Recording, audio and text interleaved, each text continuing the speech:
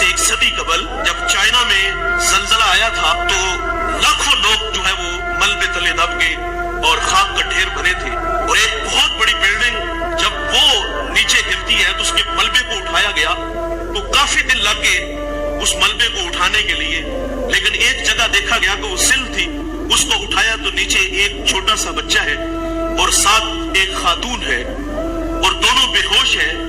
उन्हें वहां से उठा के हॉस्पिटल ले आए और उस खातून को होश आई तो उससे लोगों ने सवाल किया कि हमने एक अजीब काम देखा है कि तेरे हाथों की उंगलियां जो थी वो जख्मी थी, सारा बदन तो तेरा महफूज है, तो तेरी ये 10 उंगलियां हैं ये सारी जख्मी थी, इसकी वजह क्या है?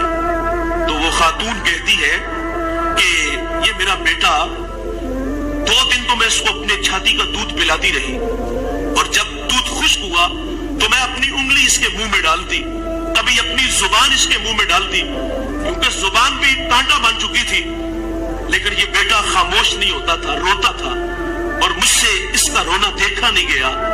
और वो खातून कहती मैं अपनी उंगलियों को काटती, इसको चबाती और जब खून निकलता तो मैं अपने बेटे के मुंह में उंगली रख देती, और मैंने इतने दिन इस बेटे को अपना खून दे के इसकी जान बचाई है। और यार माँ अपना खून देने के लिए भी तैयार है, माँ कितनी औलाद के लिए मेहनत करती है, सिलाई मशीन चला रही है, घर में फुटबॉल सी रही है, और बूढ़ा बाप फैक्ट्रियों में धक्के खा रहा है। हम अक्सर रात लेट घर जाते हैं, इसी शहर से गुजर होता है तो फैक्ट्रियों से हम देखते हैं कि जवान भी निकल रहे हैं और रात 2 बजे बूढ़े भी निकल रहे हैं। जवानों को देख के ताज्जुब नहीं होता, बात समझ में आती है कि इनके ख्वाब है, कुछ सपने हैं, ये बड़ा घर चाहते हैं, ये बड़ी गाड़ी चाहते हैं, उसके लिए ये 18 घंटे मेहनत कर रहे हैं। ताज्जुब उन बूढ़ों को देख के होता है कि जिनके कदमों में अब चलने की सकत भी नहीं। ये वक्त तो खिदमत करवाने का था, लेकिन ये फैक्ट्रियों में धक्के खा रहे। वालिदैन की असमत को सलाम करता हूँ, ये 18 घंटे काम इसलिए करते हैं कि पहले हमारे बच्चे स्कूल में पढ़ते थे, अब कॉलेज में है, यूनिवर्सिटियों में पढ़ते हैं, अब खर्चे बढ़ गए हैं, उनकी तालीम को मुकम्मल करने के लिए वो 18 घंटे काम करते हैं।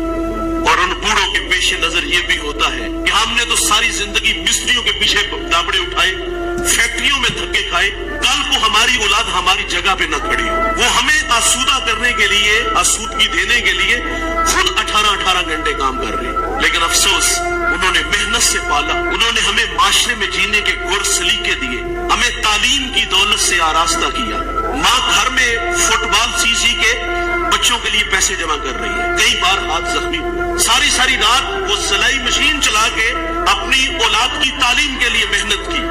और हम इतने बड़े बने कि जब हम किसी आला मसनद पे बैठे तो अब माँ बाप खुद को छोटा महसूस करने लगे। ये रवैये है हमारे, वो हमें बड़ा देखने के लिए खुद हारे।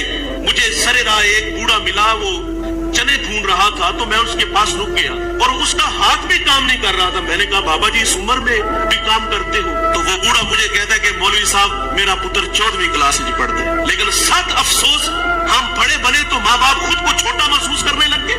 अब बाप का तारुफ कराते हुए बेटे को शर्म आ रही है। ओ भाई, तुम अल्लामा हो, तुम मुफ्ती हो, तुम बहुत बड़े पीर हो, तुम बहुत बड़े सियासतदान हो, पूरे जिले के तुम मालिक हो, लेकिन साहिब जब घर आया करो ना तो ये सारे स्टार, ये सारे एजाजात उतार के आया करो। जब घर में दाखिल हुआ करो तो वही 25 साल पुराना बबलू बन के आया करो। इमाम आजम अबू हनीफा रहमतुल्लाह अलैह इतना बड़ा नाम है, आपके उस्ताद हमाद रहमतुल्लाह अलैह की मसनद पे बैठे हुए हैं, आपका फतवा चलता है, और माँ इमाम आजम को वही बचपन का वो जो है वो भोला बाला बेटा समझती है। और माँ अक्सर कहती कि मुझे ये मसला दरकार है, ये मेरे मसला पूछना है, फलां जगह एक बूढ़ा आलिम है, चलो उसके पास मसला पूछने चलते हैं। बेटा ये नहीं कहता माँ मैं खुद बहुत बड़ा आलिम हूँ। माँ ने कहा उस आलिम के पास जाना है तो इमाम आजम सवारी तैयार करते, माँ को उस पे बैठाते और खुद नुकेल पकड़ते और आगे आगे खुद चलते, उस आलिम के पास जाते, दस्तक देते, वो बाहर आते तो उसकी हया से निगाहें झुक जाती और कहा मेरी माँ ने आपसे कोई मसला पूछना है तो इनकी जरा रहनुमाई फरमाइए। वो मसला पूछती तो वो इमाम आजम से कहता कि इसका जवाब क्या है, आप इरशाद फरमाए। आप आहिस्तगी से फरमाते इसका ये जवाब है और आप थोड़ी सी ऊंची आवाज में मेरी माँ को मसला बता दो। सारी जिंदगी ऐसे ही हुआ और माँ बाप के लिए तो औलाद वही 25 साल पुरानी होनी चाहिए ना। लेकिन अफसोस कि हम घर में भी आते हैं तो पीर बन के आते हैं, अफसोस कि हम घर में भी आते हैं तो बहुत बड़े अल्लामा बन के आते हैं। इनकी कदर करो साहिबो, कदर नेमत ज़वाले नेमत के बाद है। अगर ये रूठ करके चले गए तो हमसे अर्श का रहमान